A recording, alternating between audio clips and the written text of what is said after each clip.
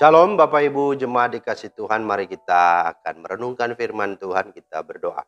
Bapa di sorga, terima kasih kesempatan kembali lagi kami akan merenungkan firman-Mu. Mohon hikmat pengertian dari Roh Kudus agar kami memahami dan kami hidupi dalam kesehari-harian kami. Dalam nama Tuhan Yesus, amin. Bapak Ibu, firman Tuhan kita terambil di dalam Matius 8 ayat 26. Ia berkata kepada mereka, "Mengapa kamu takut, kamu yang kurang percaya?" Lalu bangunlah Yesus menghardik angin dan danau itu, maka danau itu menjadi teduh sekali. Itulah firman Tuhan yang menjadi dasar renungan kita pada hari ini. Tema kita adalah mengapa kamu takut. Nah saudara, hidup dalam Tuhan bukan berarti bebas dari masalah. Saat berjalan dengan Tuhan sekalipun terkadang angin ribut secara mendadak datang menyerang kita. Hal ini jugalah yang dialami oleh murid-murid di saat mereka berada di dalam perahu.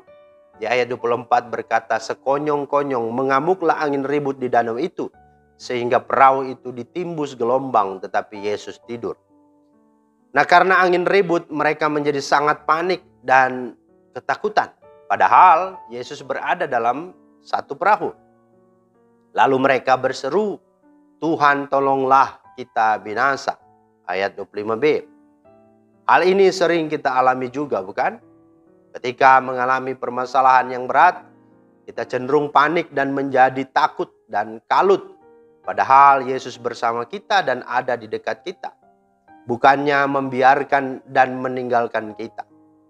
Sebaliknya, justru kita yang seringkali melupakan dan tidak mempercayai akan kehadiran Tuhan. Kita masih terpengaruh dengan apa yang kita lihat dan dengar. Kita masih terpaku dengan apa yang kelihatannya di sekitar kita, yang berarti kita tidak berjalan dengan iman. Akibatnya kita mudah stres, mudah murung, mudah putus asa, dan jangankan bersuka cita. Membuka mulut untuk memuji Tuhan saja kita berat sekali dan enggan melakukannya. Ini menunjukkan bahwa kita adalah seorang pecundang dan si jahat atau iblis akan membusungkan dada bila melihat orang-orang yang percaya pada Kristus atau orang Kristen seperti demikian sikap dan hidupnya. Padahal firman Tuhan jelas mengatakan, tetapi dalam semuanya itu kita lebih daripada orang-orang yang menang oleh Dia yang telah mengasihi kita. Roma 8 ayat 37. Hidup dalam iman adalah hidup bukan berdasarkan pada suatu yang kelihatan, tetapi apa yang tidak kelihatan, serta memandang dan menyikapi segala sesuatu dengan mata rohani. Itulah yang dilakukan Paulus. Meski menghadapi tantangan hidup sangat berat, dia tidak pernah menjadi lemah, apalagi sampai putus asa, frustrasi, dan mengalami sebuah depresi. Karena kata Paulus dalam 2 Korintus 5 ayat 7, hidup kami ini adalah hidup karena percaya, bukan karena melihat. Kata Paulus, kita harus percaya meski tidak melihat.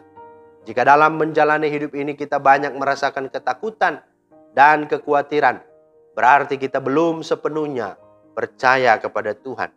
Dan selama kita masih menggunakan akal dan kekuatan diri kita sendiri, maka masalah yang kita alami tidak akan pernah terselesaikan.